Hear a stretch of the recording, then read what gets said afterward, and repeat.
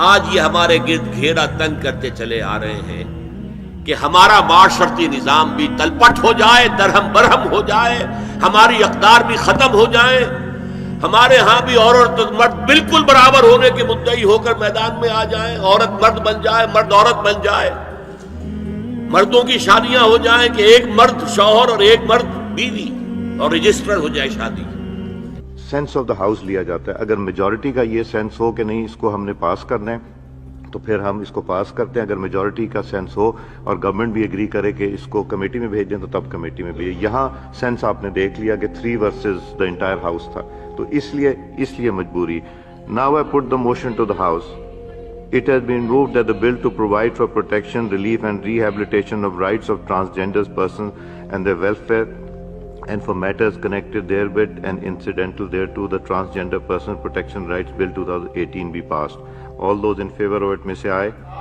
All those against it may say no. I think ayes have it. Motion is adopted and consequently the bill is passed. بسم اللہ الرحمن الرحیم۔ السلام علیکم دوستو، آپ دیکھ رہے ہیں دین دنیا چینل اور آپ کو خوش آمدید کہتے ہیں۔ آج ایک نئی ویڈیو کے ساتھ حاضر ہوئے ہیں۔ ناظرین، پاکستان میں ہم جنس پرستی سے متعلق ایک بل پاس ہوا ہے جس کے خلاف پورا پاکستان آواز اٹھا رہا ہے، لیکن حکومت ٹس سے مس نہیں ہو رہی کیونکہ یہ ایک سوچی سمجھی سازش کے تحت کیا جا رہا ہے۔ ناظرین، اس بل سے متعلق کسی قسم کی توجیحات پیش کی جا رہی ہیں۔ کہا جا رہا ہے کہ یہ بل خواجہ سراؤں کے حقوق کے لیے بنایا گیا ہے، مگر اس کی شکیں دیکھیں تو یہ بات فاش ہو جاتی ہے کہ اس بل سے ہم جنس پرستی عام ہو جائے گی، مرد عورت کا روپ دھار سکے گا اور عورت مرد کا روپ دھار سکے گی۔ اس طرح مرد اور عورت میں کوئی فرق نہیں رہ جائے گا، عورت عورت سے شادی کر سکے گی اور مرد مردوں سے شادی کر سکیں گے۔ ناظرین، یہ معاملہ اتنا سادہ نہیں ہے جتنا بظاہر لگ رہا ہے۔ اس کے پیچھے ایک بہت بڑی سازش ہے جس کی پیش گوئی مرحوم ڈاکٹر اسرار احمد صاحب نے 18 سال پہلے کر دی تھی۔ آئیے ان کے الفاظ میں آپ کو سنواتے ہیں۔ شرم اور حیا نام کی کوئی شے نہیں، عصمت و عفت کا کوئی حساب نہیں، کوئی ذکر ہی نہیں۔ اور گواہیاں کیا ہیں؟ پریزیڈنٹ کلنٹن نے کہا تھا 2 سال پہلے یا 3 سال پہلے، وہ جو ان کی اینوئل سپیچ ہوتی ہے، state of the union address, اس نے کہا تھا عنقریب ہماری قوم کی اکثریت حرام زادوں پر مشتمل ہوگی۔ یہ حرام زادے کا لفظ میں نے ترجمہ کیا ہے born without any wedlock۔ ایک تو ہوتا ہے ایک مرد اور عورت کی شادی ہوئی ہے، نکاح ہوا ہے، پھیرے پڑے، کچھ بھی ہوا ہے، لیکن اعلانیہ طور پر وہ اب شوہر اور بیوی کی حیثیت سے ہے، تو ان کی اولاد ہو رہی ہے، جائز اولاد ہے۔ ایک بغیر شادی کی اولاد ہو رہی ہے تو یہ حرامی ہے، حرام زادے ہے۔ انہوں نے کہا کہ ہماری قوم کی اکثریت حرام زادوں پر مشتمل ہو، ہومو سیکسولیٹی، لیسبینز، گیز، اور بالکل ڈکلیئر کرتے ہیں، پادری ڈکلیئر کرتا میں گے ہوں، سینیٹر ڈکلیئر کرتا میں گے ہوں، انہیں کوئی شرم ہی نہیں، اس کے اندر کوئی حجاب نہیں، اعتراف کرنے کے اندر کہیں بھی کسی طرح کی رکاوٹ نہیں، ہچکچاہٹ ہی نہیں۔ یہ جس کو کہا جائے گا پرمیسیو ہیڈونزم، جنسی لذت ہر طریقے سے حاصل کی جا سکتی ہے۔ زنا بالرضا ہو تو کوئی جرم ہے ہی نہیں، ہاں زنا بالجبر ہو تو جرم ہے، بالرضا ہو تو کوئی جرم نہیں، جرم ہے ہی نہیں سرے سے۔ ساری اخلاقی اقدار کو اس طریقے سے انہوں نے ملیا میٹ کر دیا ہے۔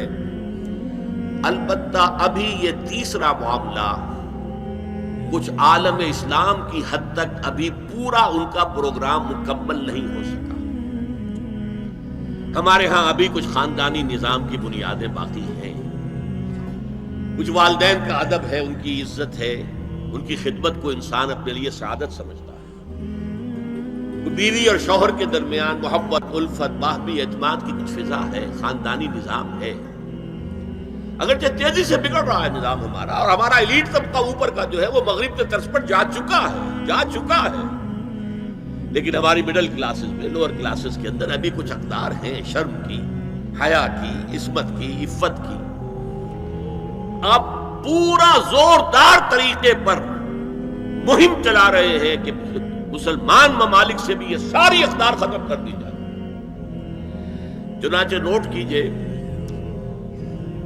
قرآن مجید میں 2 جگہ پر اللہ تعالیٰ نے اہل مکہ کو وارن کیا تھا، اولم یروا انا ناتی الارض ننقصها من اطرافها، کیا یہ قریش دیکھ نہیں رہے کہ ہم رفتہ رفتہ ان کی طرف بڑھ رہے ہیں، چاروں طرف سے ان کے گرد ہمارا گھیرا تنگ ہوتا جا رہا ہے، ان کے گرد جو قبائل آباد ہیں وہ ہمارے حلیف بنتے جا رہے ہیں۔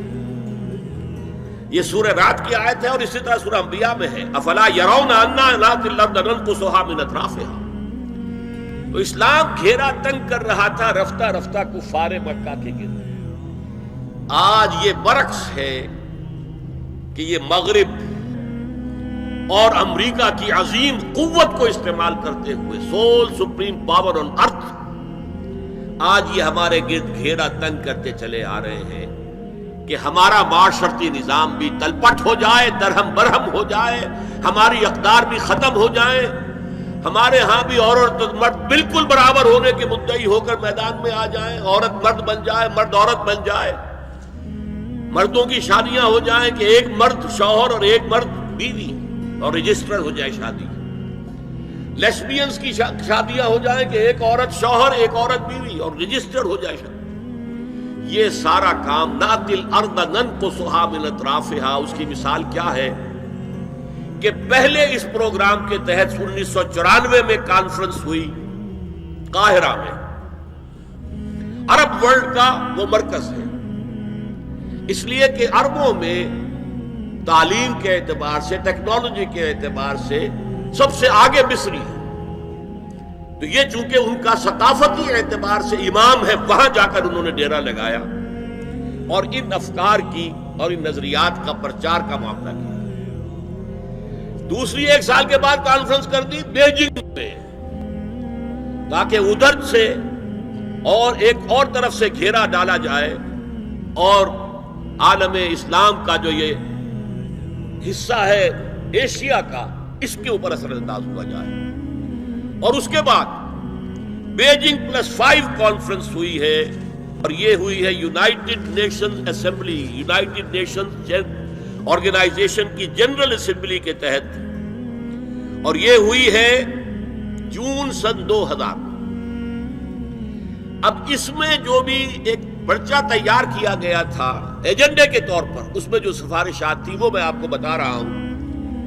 امپیکٹ ایک رسالہ نکلتا ہے لندن سے، اس سے میں نے یہ چیزیں لی تھی، اور انگریزی ہی میں ہم نے ایک دفعہ بڑی تعداد میں اس کو شائع کر کے تقسیم بھی کیا تھا، لیکن اس وقت میں صرف آپ کو یہ بتا رہا ہوں کیا فیصلے تھے، کیا کرنا ہے۔ نام اس کا کیا تھا کانفرنس کا؟ Women 2000، gender equality, development and peace for the 21st century.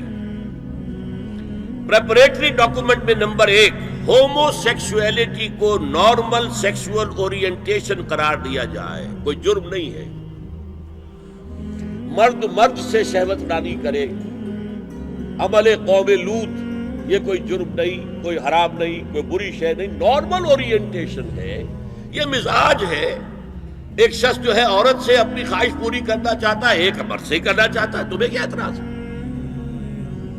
Homo sexual marriages کو تسلیم کیا جائے، جو اب تسلیم ہو رہا ہے۔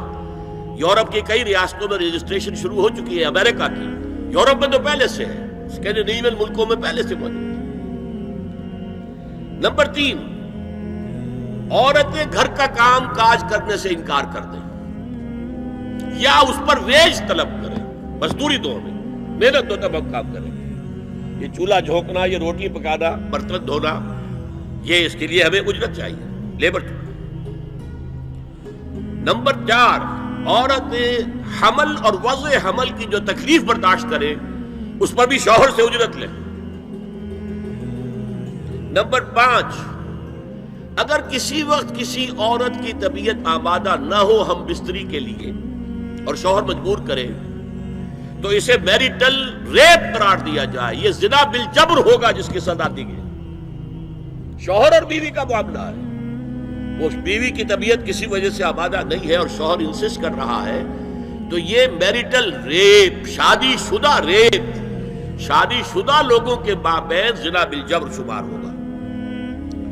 نمبر 6، پروسٹیٹیوشن کو ایک باعزت پیشہ مانا جائے، اور ان کو پروسٹیٹیوٹس نہ کہا جائے بلکہ سیکس ورکرز، سیکشول ورکرز.